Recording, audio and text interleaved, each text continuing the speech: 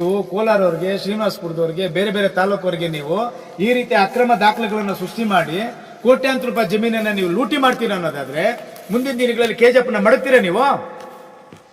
ಈ ಕ್ಷೇತ್ರಕ್ಕೆ ಶಾಸಕರು ನೀವು. ನಾನು ಈ ಕ್ಷೇತ್ರದ ಮತದಾರ. ನಾನು ಕೇಳ್ತಾ ಇದ್ದೀನಿ, ನನಗೆ ಹಕ್ಕಿದೆ.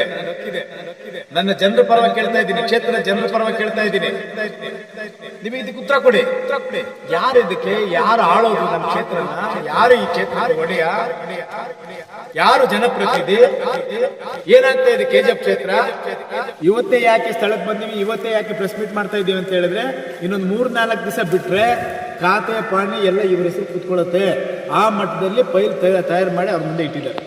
ನಾನು ಇದಕ್ಕೆ ಭಾಗಿಯಾಗಿಲ್ಲ ಅಂತ ಏನಾದರೂ ಶಾಸಕರು ತಿಳಿಸಿದ್ರೆ ಕೂಡಲೇ ತಾಲೂಕು ಅಧಿಕಾರಿಗಳು, ಸಂಬಂಧಪಟ್ಟ ಅಧಿಕಾರಿಗಳನ್ನ ಕರೆಸಿ ಮತ್ತೆ ಇದನ್ನೆಲ್ಲ ಕ್ಯಾನ್ಸಲ್ ಮಾಡಿ ವಾಪಸ್ ಸರ್ಕಾರಕ್ಕೆ ಬರೀ.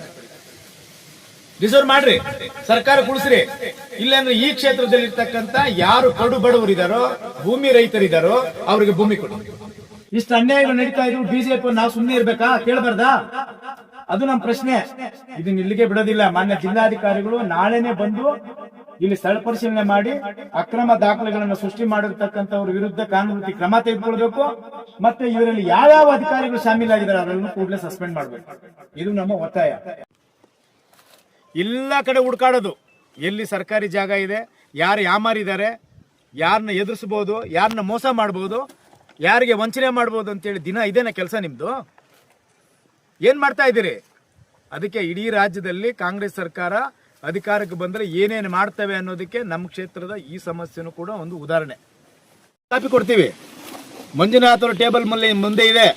ಇವತ್ತೇ ಯಾಕೆ ಸ್ಥಳಕ್ಕೆ ಬಂದೀವಿ, ಇವತ್ತೇ ಯಾಕೆ ಪ್ರೆಸ್ ಮೀಟ್ ಮಾಡ್ತಾ ಇದ್ದೀವಿ ಅಂತ ಹೇಳಿದ್ರೆ, ಇನ್ನೊಂದು 3-4 ದಿವಸ ಬಿಟ್ರೆ ಖಾತೆ ಪಾಣಿ ಎಲ್ಲ ಇವರ ಹೆಸರು ಕೂತ್ಕೊಳ್ಳುತ್ತೆ. ಆ ಮಟ್ಟದಲ್ಲಿ ಫೈಲ್ ತಯಾರು ಮಾಡಿ ಅವ್ರ ಮುಂದೆ ಇಟ್ಟಿದ್ದಾರೆ.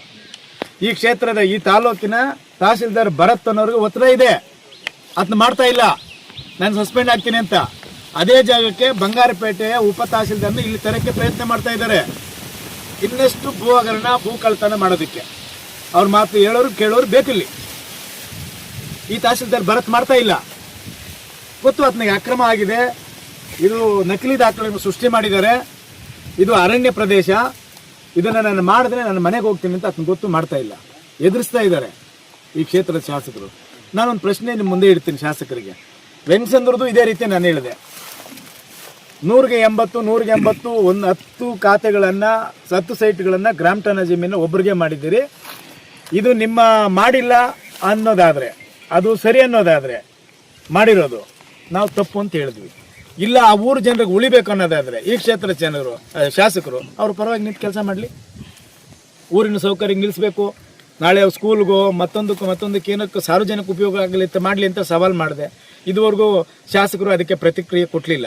ಇದಕ್ಕೂ ಹೇಳ್ತೀನಿ, ನಾನು ಇದಕ್ಕೆ ಭಾಗಿಯಾಗಿಲ್ಲ ಅಂತ ಏನಾದರೂ ಶಾಸಕರು ತಿಳಿಸಿದ್ರೆ ಕೂಡಲೇ ತಾಲೂಕು ಅಧಿಕಾರಿಗಳು, ಸಂಬಂಧಪಟ್ಟ ಅಧಿಕಾರಿಗಳನ್ನ ಕರೆಸಿ ಮತ್ತೆ ಇದನ್ನೆಲ್ಲ ಕ್ಯಾನ್ಸಲ್ ಮಾಡಿ ವಾಪಸ್ ಸರ್ಕಾರಕ್ಕೆ ಬರೀರಿ. ರಿಸರ್ವ್ ಮಾಡ್ರಿ, ಸರ್ಕಾರ ಕುಳಿಸ್ರಿ. ಇಲ್ಲಾಂದ್ರೆ ಈ ಕ್ಷೇತ್ರದಲ್ಲಿ ಇರ್ತಕ್ಕಂಥ ಯಾರು ಕಡು ಬಡವರಿದಾರೋ, ಭೂಮಿ ರೈತರಿದಾರೋ ಅವರಿಗೆ ಭೂಮಿ ಕೊಡಿ. ನಿಮಗೆ ಇದು ಒಂದು ಸವಾಲ್ ಆಗ್ತಾ ಇದ್ದೀನಿ. ಸ್ವೀಕಾರ ಮಾಡ್ತೀರಾ? ಮಾಡ್ರಿ. ಈ ಕ್ಷೇತ್ರಕ್ಕೆ ಶಾಸಕರು ನೀವು. ನಾನು ಈ ಕ್ಷೇತ್ರದ ಮತದಾರ. ನಾನು ಕೇಳ್ತಾ ಇದ್ದೀನಿ, ನನಗೆ ಹಕ್ಕಿದೆ. ನನ್ನ ಜನರ ಪರವಾಗಿ ಕೇಳ್ತಾ ಇದ್ದೀನಿ, ಕ್ಷೇತ್ರದ ಜನರ ಪರವಾಗಿ ಕೇಳ್ತಾ ಇದ್ದೀನಿ. ನಿಮಗೆ ಇದಕ್ಕೆ ಉತ್ತರ ಕೊಡಿ. ಯಾರು ಇದಕ್ಕೆ, ಯಾರು ಆಳೋದು ನಮ್ಮ ಕ್ಷೇತ್ರನ? ಯಾರು ಈ ಕ್ಷೇತ್ರಕ್ಕೆ ಒಡೆಯ? ಯಾರು ಜನಪ್ರತಿನಿಧಿ? ಏನಾಗ್ತಾ ಇದೆ ಕೆಜಿಎಫ್ ಕ್ಷೇತ್ರ? ಯಾರು ಕೇಳೋರೇ ಇಲ್ವಾ? ಕಾಂಗ್ರೆಸ್ಸಿನ ಮುಖಂಡಗಳನ್ನ ಕೈ ಮುಗಿದು ಪ್ರಾರ್ಥನೆ ಮಾಡ್ತೀನಿ, ನಿಮ್ಮ ಪಾರ್ಟಿ ಅಧಿಕಾರಕ್ಕೆ ಬರಬೇಕಂತ ನೀವು ಶ್ರಮಪಟ್ಟು ಗೆಲ್ಸಿರ್ಬೋದು. ಅಧಿಕಾರ ಎಲ್ಲರಿಗೂ ಬರೋದು ಏನಕ್ಕೆ? ಜನರು ಸೇವೆ ಮಾಡೋದಕ್ಕೆ. ನೀವು ಗೆದ್ದ ಮೇಲೆ ಕ್ಷೇತ್ರದ ಎಲ್ಲ ಜನರಿಗೂ ನೀವು ಶಾಸಕರು. ಆ ರೀತಿ ಕೆಲಸ ಮಾಡಿ. ನೀವು ಕೋಲಾರವ್ರಿಗೆ, ಶ್ರೀನಿವಾಸಪುರದವ್ರಿಗೆ, ಬೇರೆ ಬೇರೆ ತಾಲೂಕವರಿಗೆ ನೀವು ಈ ರೀತಿ ಅಕ್ರಮ ದಾಖಲೆಗಳನ್ನು ಸೃಷ್ಟಿ ಮಾಡಿ ಕೋಟ್ಯಾಂತರ ರೂಪಾಯಿ ಜಮೀನನ್ನ ನೀವು ಲೂಟಿ ಮಾಡ್ತೀರಾ ಅನ್ನೋದಾದ್ರೆ ಮುಂದಿನ ದಿನಗಳಲ್ಲಿ ಕೆಜಿಎಫ್ನ ಮಡಗ್ತೀರಾ ನೀವು? ಎಲ್ಲ ಕಡೆ ಹುಡುಕಾಡೋದು, ಎಲ್ಲಿ ಸರ್ಕಾರಿ ಜಾಗ ಇದೆ, ಯಾರು ಯಾಮಾರಿದ್ದಾರೆ, ಯಾರನ್ನ ಎದುರಿಸಬಹುದು, ಯಾರನ್ನ ಮೋಸ ಮಾಡಬಹುದು, ಯಾರಿಗೆ ವಂಚನೆ ಮಾಡಬಹುದು ಅಂತೇಳಿ ದಿನ ಇದೇನ ಕೆಲಸ ನಿಮ್ದು? ಏನ್ ಮಾಡ್ತಾ ಇದ್ದೀರಿ? ಅದಕ್ಕೆ ಇಡೀ ರಾಜ್ಯದಲ್ಲಿ ಕಾಂಗ್ರೆಸ್ ಸರ್ಕಾರ ಅಧಿಕಾರಕ್ಕೆ ಬಂದ್ರೆ ಏನೇನು ಮಾಡ್ತವೆ ಅನ್ನೋದಕ್ಕೆ ನಮ್ಮ ಕ್ಷೇತ್ರದ ಈ ಸಮಸ್ಯೆನೂ ಕೂಡ ಒಂದು ಉದಾಹರಣೆ. ನಾನು ಹೇಳ್ತೀನಿ, ಮಾನ್ಯ ಜಿಲ್ಲಾಧಿಕಾರಿಗಳೇ, ನಿಮಗೆ ಕೈ ಮುಗಿದು ಪ್ರಾರ್ಥನೆ ಮಾಡಿ. ಈ ದಾಖಲೆಗಳನ್ನ ನಿಮಗೂ ಕೊಡ್ತೇವೆ. ಜಿಲ್ಲಾಧಿಕಾರಿಗಳಿಗೆ, ಉಪವಿಭಾಗಾಧಿಕಾರಿಗಳಿಗೆ, ತಾಲೂಕು ದಂಡಾಧಿಕಾರಿಗಳಿಗೆ ಎಲ್ಲವೂ ಕೊಡ್ತೀವಿ. ಇದು ಸೂಕ್ತ ತಳ ಪರಿಶೀಲನೆ ಮಾಡಿ, ದಾಖಲೆಗಳನ್ನು ಪರಿಶೀಲನೆ ಮಾಡಿ. 1989ರಲ್ಲಿ ಶ್ರೀನಿವಾಸಪುರ ತಾಲೂಕವರು ಇಲ್ಲಿ ಬಂದು ಎಲ್ಲಿ ಸಾಗುವಳಿ ಮಾಡ್ತಾ ಇದ್ರು? ಒಂದು ವೇಳೆ ಮಾಡಿದ್ರೆ ಇದು ಮಾಡಿರೋ ಭೂಮಿನ, ಇದು ಸಾಗುವಳಿ ಮಾಡೋ ಭೂಮಿನ ಇದು? ನಾನು ಹೇಳ್ತಕ್ಕಂಥದ್ದು ಅರಣ್ಯ ದಾಖಲೆಗಳು ನನ್ನ ಕೈಯಲ್ಲಿದೆ ಅಂತ ಹೇಳಿಲ್ಲ. ಅಕ್ರಮ ದಾಖಲೆಗಳು ಸೃಷ್ಟಿ ಮಾಡಿ ಸಹಿ ಮಾಡಿರೋ ದಾಖಲೆಗಳು ಇಟ್ಕೊಂಡು ಮಾತಾಡ್ತಾ ಇದ್ದೀನಿ. ಎಲ್ಲರೂ ನೋಡುವ ರೀತಿ ನೀವು ನಾವು ಎಲ್ಲರೂ ರೈತ ಕುಟುಂಬದಿಂದ ಬಂದಂಥವ್ರು. ಈ ಭೂಮಿನ ಏನಂತ ನಾವು ನೋಡ್ಬೋದು, ಏನಂತ ಗುರುಸ್ಬೋದು, ನೀವೇನು ಹೇಳಿ?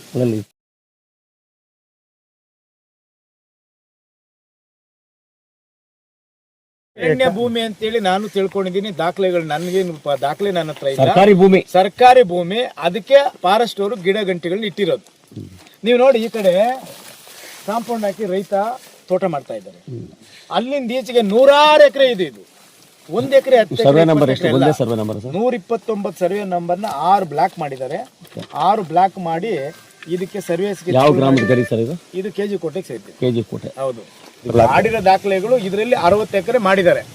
15 ಬ್ಲಾಕ್. ಇದನ್ನ ನಾವು ಯಾರು ಪ್ರಶ್ನೆ ಮಾಡದೆ ಅಂದ್ರೆ ಇನ್ನೆಲ್ಲನೂ ಮಾಡ್ಬಿಡ್ತಾರೆ. 6 ಬ್ಲಾಕ್ ಮಾಡಿದ್ದಾರೆ. ದಾಖಲೆ ಇದೆ ನೋಡ್ರಿ, ಇಲ್ಲೇ ಇದೆಯಲ್ಲ. ಇವೆಲ್ಲ ಸಹಿ ಸೀಲ್ಗಳೆಲ್ಲ ಪೂರ್ತಿ ಅವರೇ ಓದ್ಕೊಂಬಿಟ್ಟವ್ರೆ, ಎಲ್ಲ ಸೈನ್ಗಳು ನೋಡ್ರಿ. ಇದನ್ನ FSL ಕಳಿಸ್ಬೇಕು.